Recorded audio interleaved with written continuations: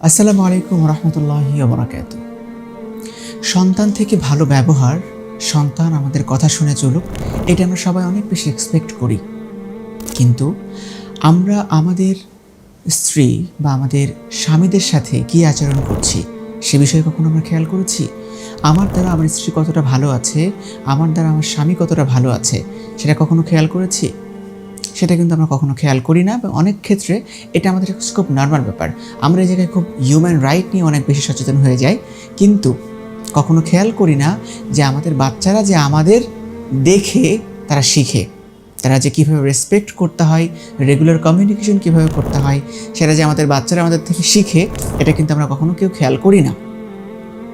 কাজেই বাচ্চাদের থেকে রেসপেক্ট বা সম্মানসূচক বা কমান্ডগুলো মেনটেন করার মতো এই গুণ যদি আপনি আশা করে থাকেন, আপনি নিজে সেই গুণে গুণান্বিত কিনা সেটা অবশ্যই আগে নিশ্চিত করতে হবে আপনাকে।